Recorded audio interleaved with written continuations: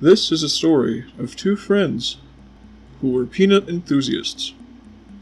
These two friends, friends A and B, went to a peanut convention, and they saw the most largest peanut butter jar they've ever seen in their entire life. It was bigger than life to them. Of course, naturally, it was only the size of a cheese ball container, but that's still pretty damn big for all that peanut butter. And this was no joke. This peanut butter was rare. It was a special type of peanut butter that could only be bought online or in the convention. And even if you did buy it online, it was very, very expensive. So for this reason, and because it was cheaper to buy in person, the two friends made a deal, and they bought the jar of peanut butter, and decided to create a system where one would have a couple scoops at a time and give back to the other, and vice versa. One day, friend A particularly was not having the best time, and they accidentally broke the entire jar.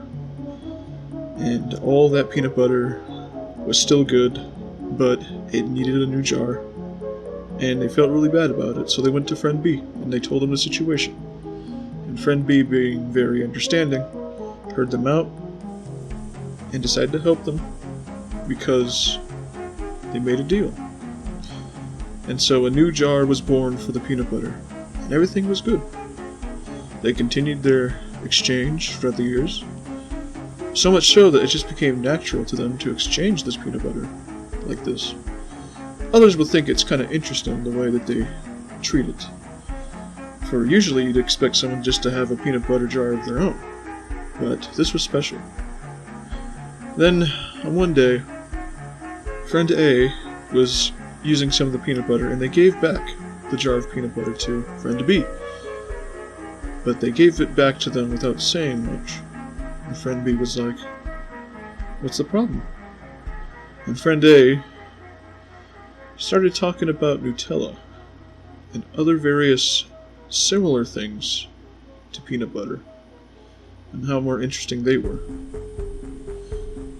And this got friend B worried, because they still wanted to share this jar of peanut butter with them, but if they went ahead and just decided peanut butter was just not their forte anymore, it wouldn't be much of a point for their exchange, especially.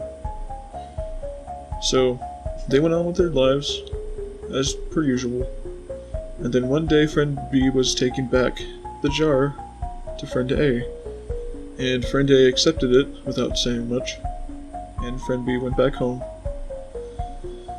And then the next day they tried to go back to friend A, and friend A just wouldn't respond to them.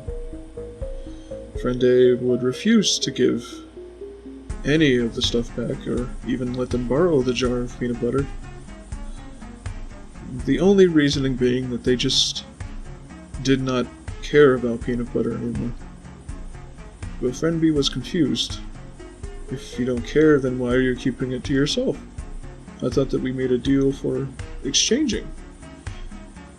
At the very least, why don't you sell it, get rid of it? Little did they know that was something that they were planning to do anyway. So friend A, without warning to friend B, did that.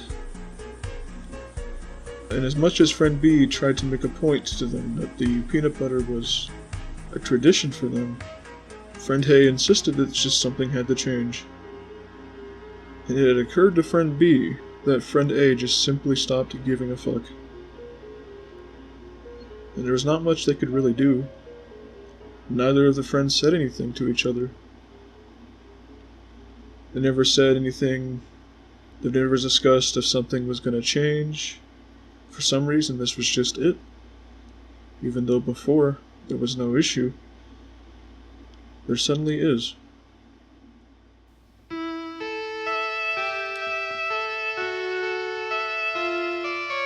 Picture yourself in a boat. Go right in with it one page.